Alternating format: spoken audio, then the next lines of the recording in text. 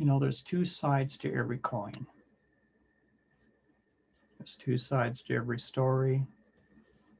And the problem with gossip, I think, is generally that people don't listen to the other point of view about the person they're gossiping about. And until you hear both sides of the story, you don't have the story. That's part of the reason why not to gossip. And sometimes people think others are wallowing in self-pity. That's one side of the coin. And there's the wallowing in condescension, the other side of the coin.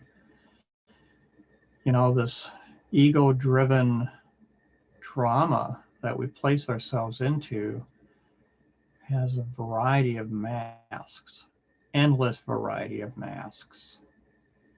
And I wonder if there's any way to release the masks and let that dichotomy fall and fail so we can see the truth as it really is versus how we want it to be.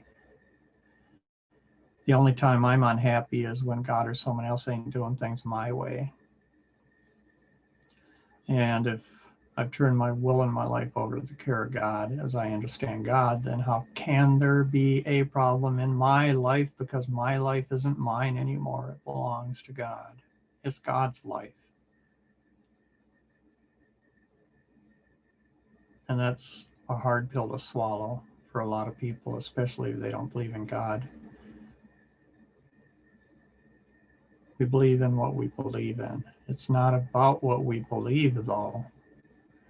The prayers that we say may or may not reach the intended recipient, especially if it's a selfish prayer. Can anyone even hear that? I don't know, but maybe the spirit of the prayer is what is really heard, the heart of the prayer. But I think there's so many people that think their religion is the right religion. For example, this idea that someone is right and somebody else is wrong in this comparative mind. Boy, that's an ugly one. I remember somebody telling me that I was wallowing in self-pity, and I can't tell you how many times I've been told that, as if I need someone else to beat me up more than I'm beating myself up. Like I need help at that or something. And if they can just tell me what a piece of crap I am, that'll help me feel like less of a piece of crap than I already feel like, and beating somebody when they're down, yeah, that doesn't work, and loving the people that we want to help constructively, I don't know, it seems to be a rare human attribute. I remember this one fellow that was upset with someone he was trying to help get sober.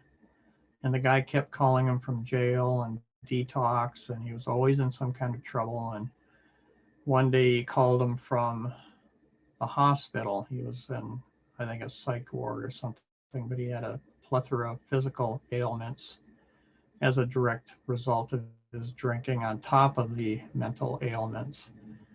And when he got that call from this guy for help, he just said, you got to quit calling me. Quit calling me. You don't listen to anything I say. You don't do a single thing that I, think you should do. And, just quit calling me. I'm done. And he washed his hands of the guy. And this is what he's talking about in a meeting. And, and I thought, wow, right when the guy needs your help the most or someone's help the most, and he reaches out to you for help, and you tell him to go piss up a rope.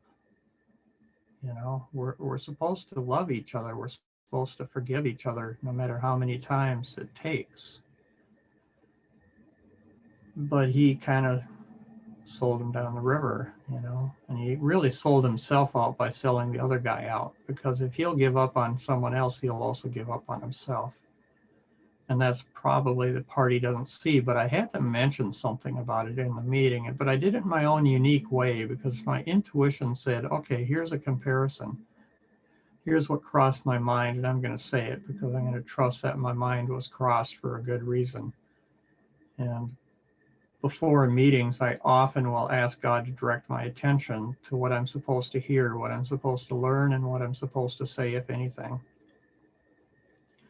And once I've prayed about it, then I feel like I can think and speak as much as I want to, or shut up as much as I want to, and go with that flow. But when it came my turn to speak, I said, you know, there was a guy that was in the hospital who had a heart attack, and he was obese. He had a lot of warnings from his doctors and even a few of his friends that says, you know, you got to quit eating so much red meat. You got to quit eating all these unhealthy, fatty foods. You know, give up on that junk food, or at least cut way down or something. And, you know, and so the guy has a heart attack and he calls his friend. And his friend says, you know, I warned you about this over and over through the years, you know, just, you never took my advice. You never did anything I said, you know, just piss off. Don't ever call me again. And he slams the phone on this guy, you know, good comparison, right? Yeah, we don't give up on others. Truth without compassion is cruelty. I heard that from Mark Lundholm. Lundgren? I'm sorry. I'll have to put his name in the attributes. A comedian who was speaking at a Hazelden event that a Sponsee had invited me to many years ago. And that's really the one line out of his whole routine that I probably most remembered is truth without compassion is cruelty. Loved it.